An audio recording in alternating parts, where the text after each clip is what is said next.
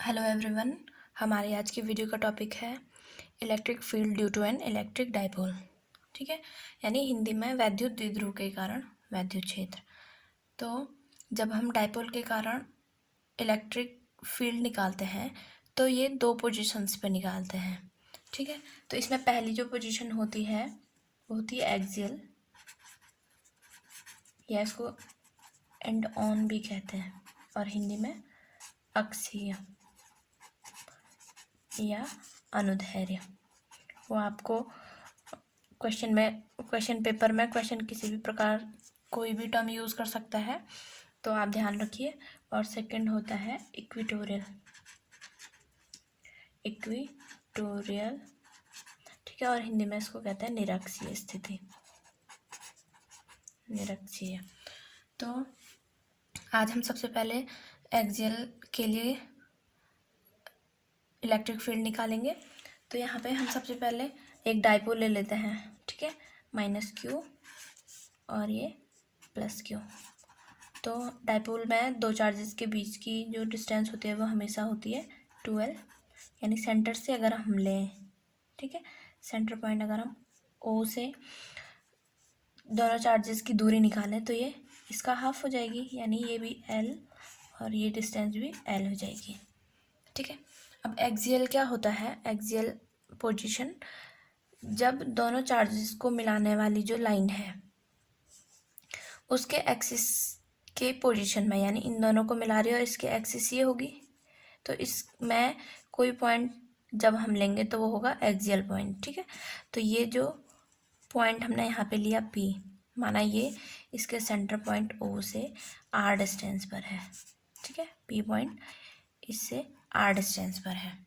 अब हमें -q से P की डिस्टेंस और +q से P की डिस्टेंस, दोनों चार्जेस से अलग अलग डिस्टेंस निकालनी है P की।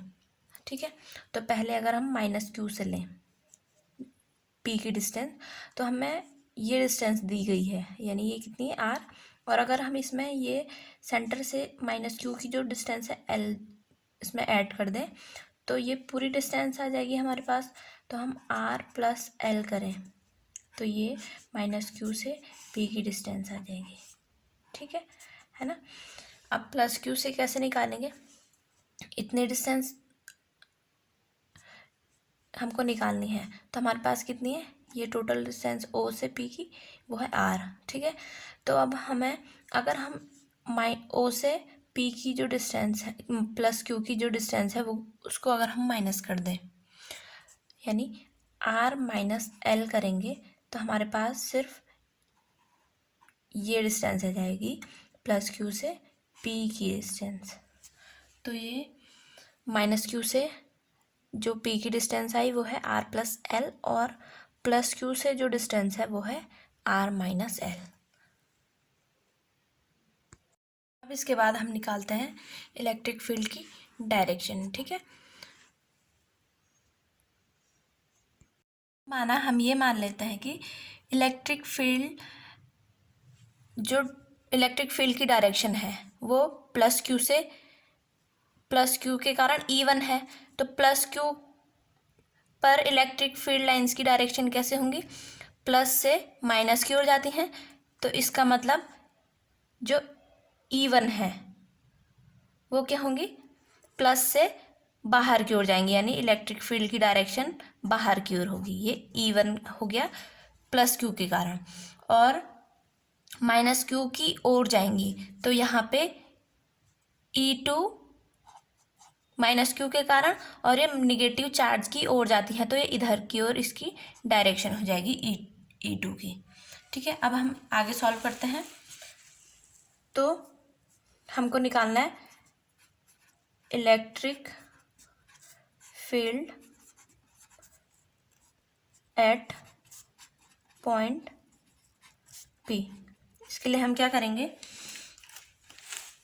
पहले हमें पता है कि E1 किसके कारण आया है?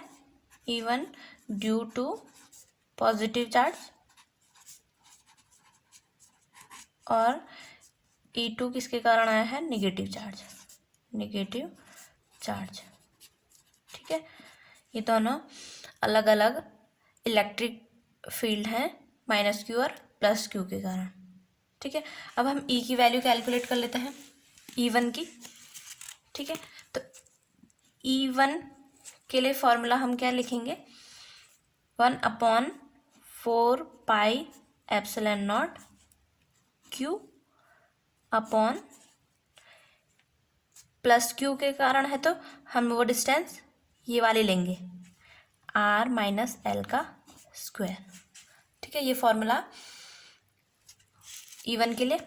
अब E2 निकालेंगे, E2 equal to 1/4πε0 Q upon R+L²।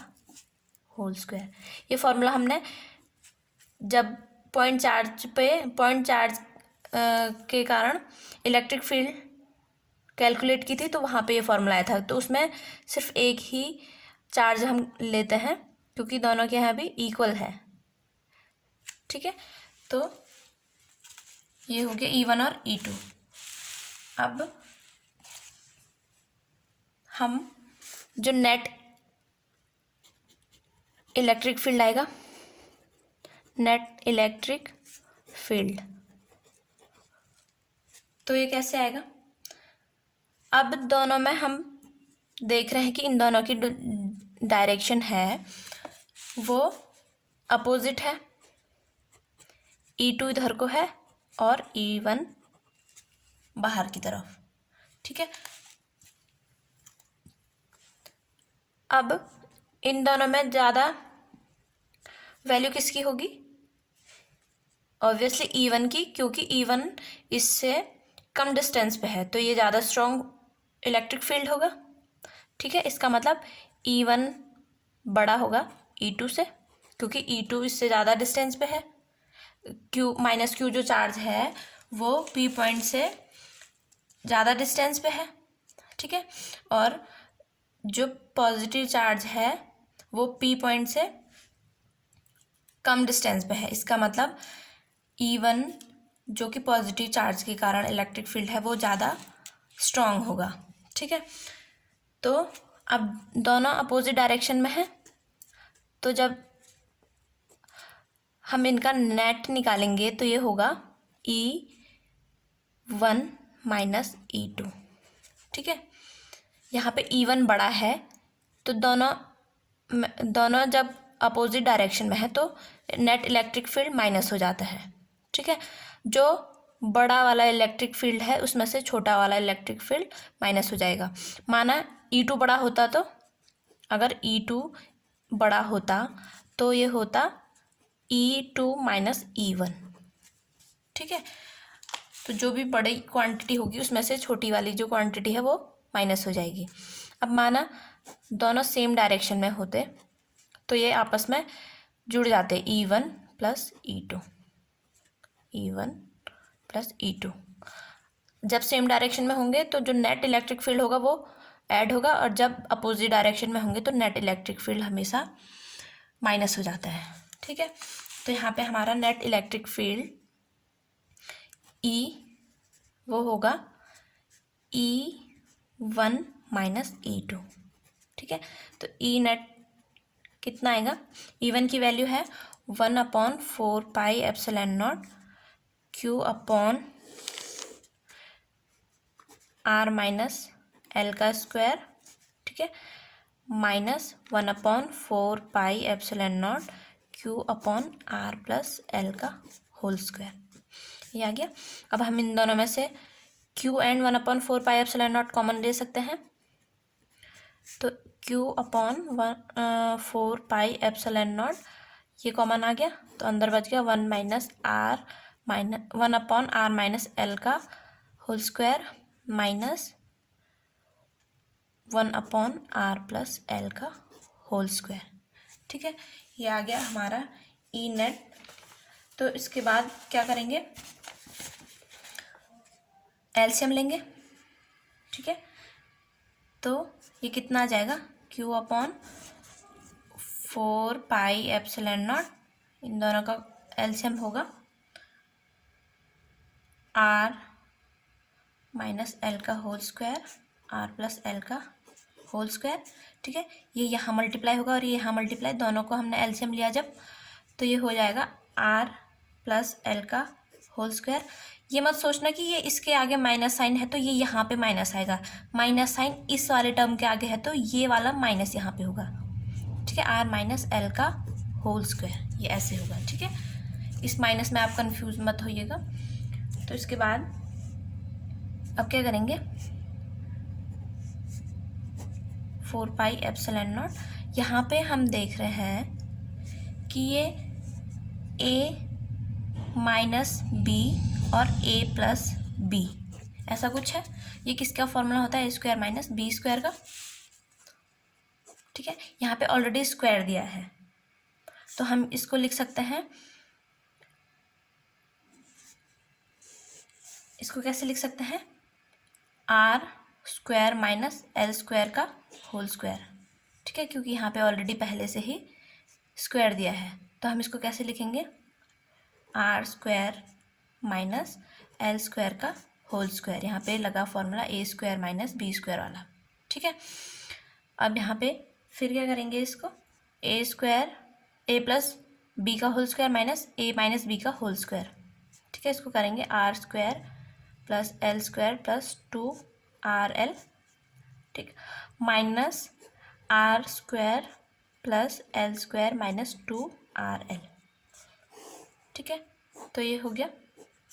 अब माइनस से अगर हम अंदर मल्टीप्लाई करें तो ये सारी टर्म्स माइनस हो जाएगी, ये भी माइनस, ये भी माइनस और ये प्लस, तो ये कैंसिल, दोनों कैंसिल हो जाएंगे, आर स्क्वायर से आर स्क्वायर और एल स्क्वायर से माइनस का एल स्क्वायर, अब ये प्लस हो जाएगा तो ये दोनों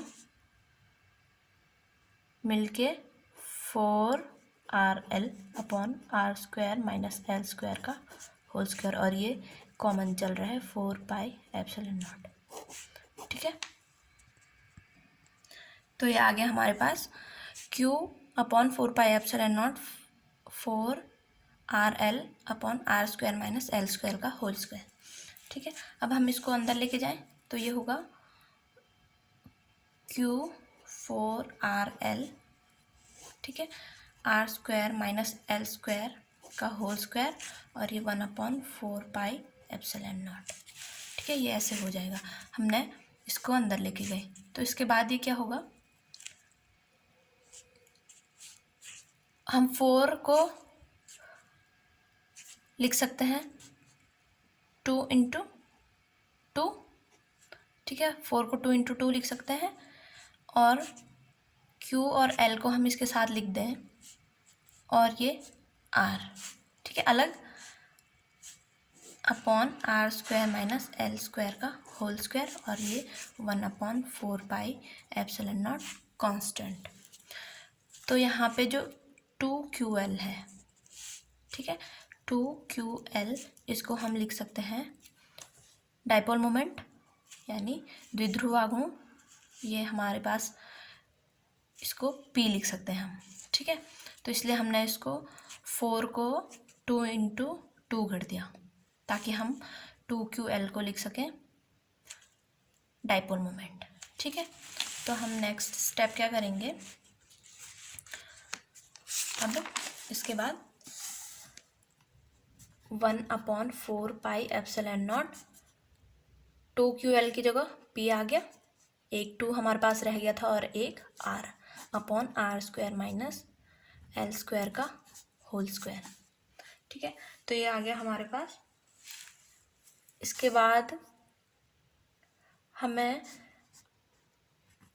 R जो है वो बहुत बड़ी जो डिस्टेंस है, R हमारी जो डिस्टेंस थी वो सेंटर से पॉइंट P की थी, ठीक है। और जो L है यानी जो सेंटर से चार्ज के बीच की डिस्टेंस थी वो R के कंपेयर में बहुत ही छोटा है, ठीक है। तो हम यहाँ पे क्या कह सकते हैं कि R is very very greater than to the L। तो इस केस में हम ये भी कह सकते हैं कि R square is very very greater than to L square. तो हम इस केस में L को ऑलमोस्ट ज़ीरो मान सकते हैं, यानी इसको नेगलेक्ट कर सकते हैं। ठीक है, तो यहाँ पे नेक्स्ट हम करेंगे 1/4πε0 2πr/r², L0 हो गया का होल स्क्वायर। तो इसको नेगलेक्ट करने के बाद अब हम इसको लिख सकते हैं 1/4πε0 2πr, और r की पावर को फिर पावर से मल्टीप्लाई करेंगे तो r की पावर 4। ठीक है, इससे एक पावर कैंसिल हो जाएगी, तो ये हो जाएगा 1/4πε0 2p/r³। ठीक है, तो ई नेट कितना आया 1/4πε0 2p/r³। ठीक है, तो ये क्या है, इलेक्ट्रिक फील्ड